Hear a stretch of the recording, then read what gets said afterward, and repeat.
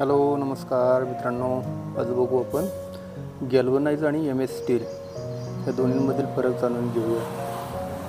मित्रांनो, आता आज बघूया एक जाळी बघूया. गॅल्वनाइजची जाळी आहे आणि हे आहे MSची जाळी.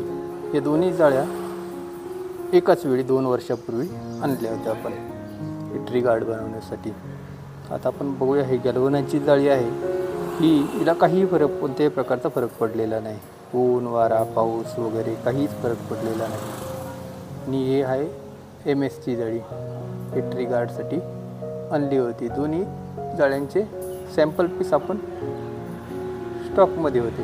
आता ही आपण बघू शकता, त्या जाळीने खूप रस्टिंग पकडलेलं आहे. पाणी धूळ वगैरे हे लागून वातावरणाच्या बदलानुसार या जाळीला पूर्ण रस्टिंग झालेलं आहे. आता जाळी वापरण्यापूर्वी आपण कोणती काळजी घ्यावी? हे बघा, हे गॅल्वनाइज स्टील आहे. सेम जाळी आहे दोन्हींची बी, साईजमध्ये थोडासा फरक आहे.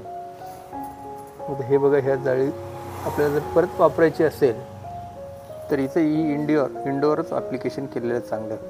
या जाळीचा मेंटेनन्स असा की या जाळीला वारंवार हे कलर जर दिला तर ही जाळीचं आयुष्य वाढू शकतं.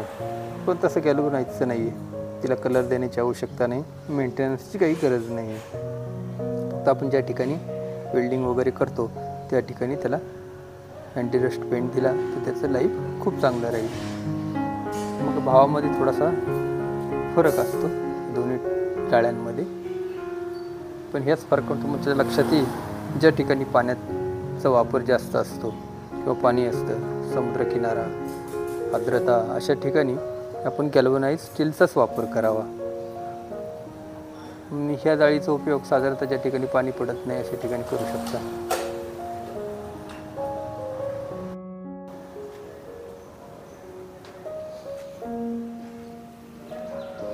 या जाळीच्या कंडिशनवरून आपण समजू शकता की गॅल्वनाइज स्टील आणि MS स्टील याच्यामध्ये दोन्हीमध्ये काय फरक आहे ते आपण बघू शकता. दोन्ही एकाच वेळी परचेस केली आहे, पण दोन्हींची कंडिशन आपण बघू शकता फार वाईट झालेली आहे. त्यामुळे स्टीलचा वापर करताना ज्या ठिकाणी पाणी वगैरे याचा संबंध येत नाही त्या ठिकाणी, आणि ज्या ठिकाणी वरून शेड वगैरे किंवा काही आच्छादन असेल त्या ठिकाणी MS स्टीलचा वापर करून त्याला कलर कोट करून घ्यावी, तर तिचं लाईफ आयुष्य वाढतं.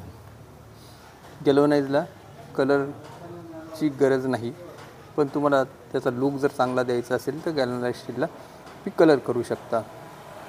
पण रेग्युलर वापरण्यासाठी गॅल्वनाइज स्टीलला कलरची गरज पडणार नाही. त्यामुळं ज्या ज्या ठिकाणी तुम्हाला त्या प्रकारचं काम असेल त्या ठिकाणी MS किंवा गॅल्वनाइज स्टीलचा वापर करावा. ही माहिती कशी वाटली तुम्हाला तुम्ही कमेंट्स करू शकता. आणि आपल्या चॅनलचा नवीन असल्यास तुम्ही सबस्क्राईब करा, लाईक करा, सबस्क्राईब करा, बेल आयकॉन दाबा. ठीक आहे मित्रांनो, पुढच्या वेळेस पुन्हा भेटूया आपण नवीन माहितीसाठी. Bye bye.